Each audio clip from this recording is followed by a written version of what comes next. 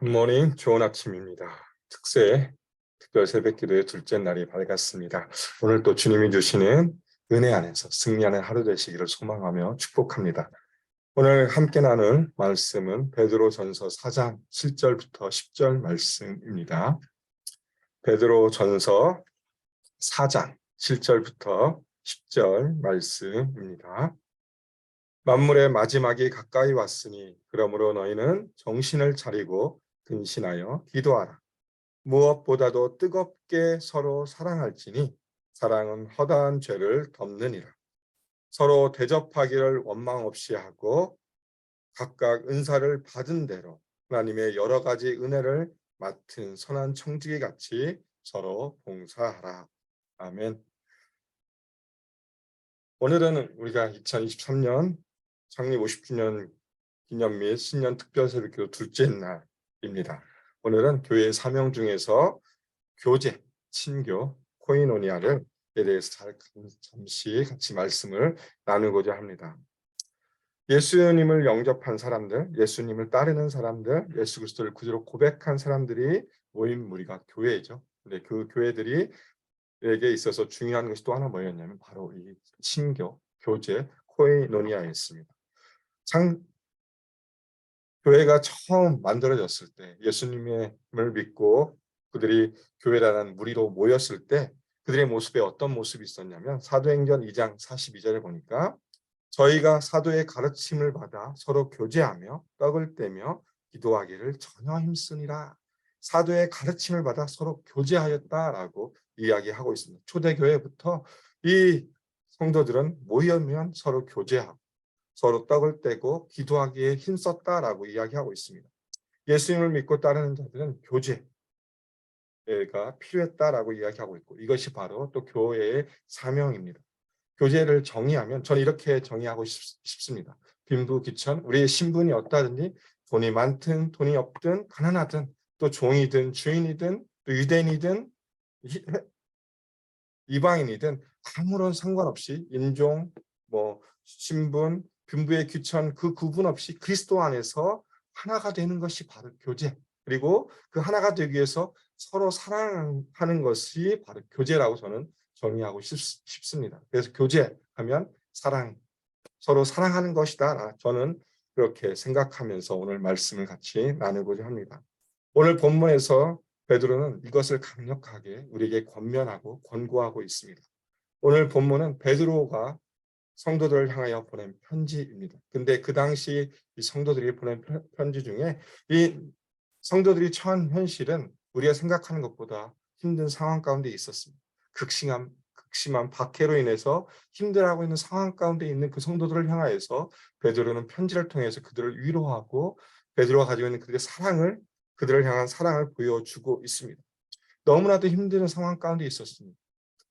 학자들에 의하면 일반적인 견해로 보면 네로 황제의 치하에서 정말 힘들게 박해 가운데 있고 어려운 삶을 살아가고 있는 소아시아에 흩어진 성도들을 향해서 보낸 편지가 바로 베드로 전서입니다. 그러면서 오늘 본문을 이렇게 시작합니다.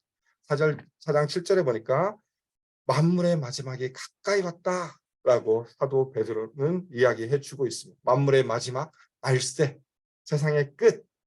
이 세상의 끝이 또 한편 의미하는 게 무엇입니까? 주님이 다시 오실 것이다. 주님이 오실 날이 얼마 남지 않았다라는 소망을 주면서 이렇게 시작을 하고 있습니다. 성도들을 향하여서 그들이 힘든 상황 가운데 있고 극심한 박해로 인해서 내가 예수 믿는다는 그 한마디만 하면 잡혀가서 죽음에 이르는 그 상황 가운데 있었는데 그 성도들을 향하여서 뭐라고 합니까? 소망을 가져라. 주님이 오실 날이 멀지 않았다. 우리가 이 만물의 마지막에 가까이 왔기 때문에 우리가 버틸 수 있는 힘이 있다는 것을 이야기하면서 그러면 우리가 어떻게 살아갈 것인가에 대해서 이야기해 주고 있는 것이 오늘의 본문의 말씀입니다. 오늘 베드로의 여러 가지 권면 중에 오늘 4장 7절부터 시작해 10절에 여러 가지 권면이 있지만 우리는 두 번째 권면을 가지고 같이 나눴으면 좋겠습니다. 8절과 9절을 중심으로 사도 베드로가 성도들을 향하여서 뭐를 권면했는지 함께 살펴봤으면 좋겠습니다. 4장 8절에 보니까 무엇보다도 뜨겁게 서로 사랑할지니 사랑은 허다한 죄를 덮느니라 라고 이야기해 주고 있습니다. 여기 보니까 무엇보다도라고 이야기하고 있습니다. 사도 베드로는 이 무엇보다도 다른 말로 하면 다른 어떤 것보다도 우리가 해야 될 여러 가지 일들이 있고 많은 일들이 있지만 그것 중에서 가장 먼저 해야 될 것이 무엇이냐?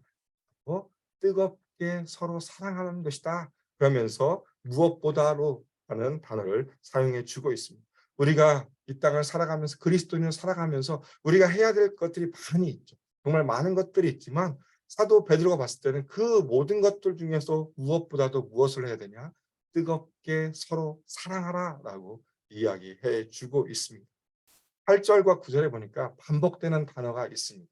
사랑이라는 단어도 반복이 되지만 서로라는 단어 반복되고 있습니다.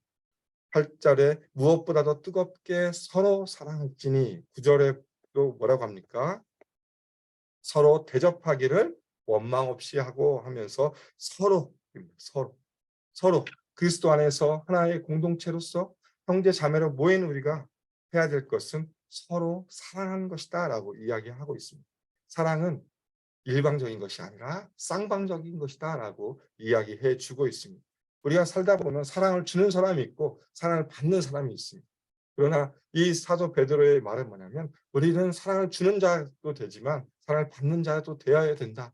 주고 받는 사람이 되어야 된다라는 것을 이야기해 주고 있습니다. 그러면서 이 말은 또 한편은 어떤 거냐면 내가 준 만큼 받는다 그런 의미를 가지고 있지는 않습니다. 내가 열을 줬다. 내가 이 사람을 사랑해서 열을 줬는데 그 사람이 나한테 열을 주는 게 사랑이냐? 저는 사랑이 아니라고 생각합니다. 그보다 더 열 플러스 알파가 사랑입니다. 왜 그러냐면 이 사랑의 근원이 어디냐면 바로 예수님께 있기 때문에 그렇습니다. 예수님이 명령을 통해서 우리에게 이렇게 말씀해 주십니다. 요한복음 13장 34절과 35절 말씀을 보면 새 계명을 너희에게 주노니 서로 사랑하라. 내가 너희를 사랑한 것 같이 너희도 서로 사랑하라. 너희가 서로 사랑하면 이로써 모든 사람이 너희가 내 제자인 줄 알리라라고 예수님이 명령해 주셨습니다. 그러면서 예수님의 명령입니다. 서로 사랑하라. 그런데 무엇입니까? 내가 너희를 사랑한 것처럼 예수님이 우리를 사랑해 주신 것처럼 우리가 사랑해야 되기 때문에 우리는 열 받은 것을 통해서 열만 돌려주는 것이 아니라 플러스 알파를 해줘야 된다라고 이야기할 수 있습니다. 우리가 사랑을 받은 존재입니다. 너무나 큰 사랑을 받았습니다. 하나님의 그 크신 사랑, 우리가 죽을 수밖에 없는 사람이었지만 하나님 우리를 사랑하셔서 누굴 보내주셨습니까? 하나밖에 없는 독생자 예수 그리스도를 보내주시고 또 그 예수님이 어떻게 하셨습니까? 우리를 너무나 사랑하셔서 십자가에 못 박혀 죽으시고 물과 피를 흘려주신 그 사랑을 받은 자이기 때문에 그러면서 우리가 그 사랑을 전하는 자이기 때문에 예수님의 명령을 따라서 우리는 서로 사랑해야 될 것을 분명하게 말씀해 주고 있습니다. 그래서 사도 베드로도 예수님의 명령을 따라서 성도들을 향해서 너희가 비록 힘들고 어려운 상황 가운데 있지만 너희가 해야 될 것이 무엇이냐? 서로 뜨겁게 사랑하라라고 이야기해 주고 있습니다. 왜? 이것이 너희가 내 제자인 줄 알기 때문에 그렇다. 이 사랑의 표현을 통해서 너희가 사랑하는 모습을 통해서 너희가 정말 나를 따르는 사람이구나. 예수님의 제자인 내 제자인 것을 내가 알 수 있다라는 것을 이야기해 주고 있습니다. 우리가 사랑을 통해서 우리가 그 사랑의 공동체를 이뤄감으로 우리가 예수님의 제자임을 작은 예수님을 알 수 있다라는 것을 분명하게 말씀해 주고 있습니다. 여기서 또 한 가지 주목해 볼 것은 뜨겁게입니다. 뜨겁게. 무엇보다도 뜨겁게 서로 사랑하라라고 이야기해 주고 있습니다. 다른 성경을 보니까 어떻게 보니까 해석되어 있냐면 진실함으로 진정으로라고 해석되어 있습니다. 뜨겁게 우리가 가지고 있는 모든 것을 다하여 사랑하라라는 의미를 가지고 있습니다. 그러면서 서로 사랑할 것을 사도 베드로는 우리를 향하여서 권면해 주고 있습니다. 예수님의 사랑을 받은 자들로서 우리가 해야 될 것은 바로 이 사랑을 전달해야 됩니다. 사랑의 통로로서 우리가 예수님 받은 사랑, 하나님께 받은 그 사랑을 흘려보내야 된다는 것을 사도 베드로는 분명하게 이야기하고 있습니다. 저는 여기서 뜨겁게를 생각하면서 화상을 생각해 봤습니다. 우리가 음식을 하다 보면 기름이 튀거나 아니면 오븐에 살짝 되면 뒤잖아요. 뒤면 그 흉터가 남는 것처럼 근데 어떻습니까? 엄마들이 요리하면서 뒤는 흉터는 사랑의 흉터이지 않습니까? 사랑의 이 표시일 수도 있는데 우리도 이런 것처럼 서로 사랑함으로 정말 뜨겁게 사랑함으로 우리가 서로 사랑의 흉터를 좀 남겼으면 좋겠다라는 생각을 좀 해봤습니다. 내가 이만큼 사랑하고 정말 이 사람에 대해서 사랑을 받았다. 내가 저 사람을 향하여서 나를 너무 사랑하는 그 성도를 통해 내가 이 사랑을 받았네. 그것이 내 마음에 좋은 의미로서의 흉터가 되고 상처가 그 흔적이 되어서 그것을 기억함으로 내가 또 다른 사람을 베풀 수 있는 그런 의미로 뜨겁기를 생각해 보면 어떨까라는 생각을 좀 해봤습니다. 사도 베드로는 이제 9절에 의해서 그러면 우리가 사랑의 실천을 어떻게 할 것인가에 대해서 이야기해 주고 있습니다. 뭐라고 합니까? 서로 대접하기를 원망 없이 하라. 대접하라. 베풀어라. 너희가 가지고 있는 것을 나누라라고 이야기하고 있습니다. 여기서 대접하다는 어떻게 쉽게 말하면 식사의 초대일 수도 있고 내가 가지고 있는 것 중에서 하나를 건네주는 것을 의미하고 있습니다. 내가 가지고 있는 것을 통해서 베풀어 주고 그에게 유익을 주고 또한 그들의 필요를 채워주는 것이 바로 무엇입니까? 대접하기다라고 하고 있는데 그 조건이 있습니다. 그 조건은 뭐냐면 원망 없이 해라. 원망 없이 해라라고 이야기하고 있고 세번역 성경에 보니까 원망 없이를 이렇게 얘기합니다. 불평 없이 해라. 우리가 살다 보면 사랑을 하다 보면 기대 심리라는 게 있습니다. 사람은 기대 심리를 가지고 있어요. 그래서 내가 이만큼 해줬으면 나도 그 사람이 나에게 이만큼 해주겠지라는 그런 기대 심리를 가지고 있는데 사도 베드로는 그 기대 심리를 포기하라라고 이야기하고 있습니다. 그것이 바로 원망 없이 불평 없이 사랑하라 대접하라라는 의미를 가지고 있습니다. 우리가 살다 보면 항상 그렇잖아요. 특히 부부 사이에도 내가 이만큼 해줬으니까 당신도 나만 좀 이만큼 해줬으면 좋겠어. 내가 당신을 사랑한 만큼 한 것만큼 나도 좀 유해주고 나를 사랑해 줬으면 좋겠다라고 늘 얘기하지만 그러나 예수님은 또 어떻게 얘기하시면 누가복음 14장에서 이렇게 얘기합니다. 너희가 사랑을 표현할 때 아예 되돌려 받을 수 없는 사람들을 향하여서 손을 펴라. 그들을 대접하라라고 이야기하고 있습니다. 정말 힘든 가난한 자들, 불구자들, 장애인들을 향하여서 손을 펴라라고 예수님이 누가복음 14장에 말씀하신 것처럼 갚을 수 없는 사람을 향하여 손을 펴는 것이 또한 우리가 해야 될 사랑의 표현이라고 생각되어지고 있습니다. 지어집니다. 그렇기 때문에 우리는 내가 이만큼 사랑했으니까 사랑을 받을 거야라는 생각을 아예 하지 말아야 됩니다. 그런 기대 심리 없이 그냥 내가 할 수 있을 만큼 최선을 다해서 사랑을 표현하는 것을 말해주고 있습니다. 왜 그렇습니까? 이 사랑을 통해서 사도 베드로는 결론을 뭐라고 냈냐면 8절 마지막에 허다한 죄를 덮는다라고 이야기하고 있습니다. 여기서 죄는 허물입니다. 우리 성도들 사이에서 일어나는 많은 잘못들, 허물들, 어떤 미움과 갈등들을 의미하는데 그 갈등들을 이 사랑 우리가 서로 사랑함으로써 덮을 수 있고 그로 인해서 우리가 하나님이 원하시는 아름다운 공동체를 이룰 수 있다. 이것을 통해서 너희가 교회의 아름다운 사명을 감당할 수 있다는 것을 사도 베드로는 우리에게 말씀해 주고 있습니다. 기독교 신앙은 때로는 개인적인 신앙인 것처럼 느껴지지만 그러나 그것과 더불어서 공동체의 신앙입니다. 내가 나름대로 나의 기도 생활, 말씀 생활을 열심히 하는 것도 중요하지만 우리가 공동체로서 하나님이 우리를 교회로 만드시고 하나님 백성으로 만드신 이유는 공동체 안에서 우리가 공동체로서 아름다운 모습, 하나님이 원하시는 모습을 이뤄가기 위해서 우리를 만드셨다는 것을 기억하셨으면 좋겠습니다. 그것 중에 하나가 바로 이 교제입니다. 서로 사랑하는 것. 우리가 가지고 있는 모든 것을 다하여서 서로 사랑하는 것을 통해서 우리는 이것을 이뤄갈 수 있음을 이야기해 주고 있습니다. 왜 그러냐면 우리가 사랑을 통해서 우리가 예수님의 제자임을 작은 예수님을 드러낼 수 있고 그로 인해서 우리 공동체가 정말 하나님 보시기에 아름다운 공동체가 될 수 있기 때문에 그렇습니다.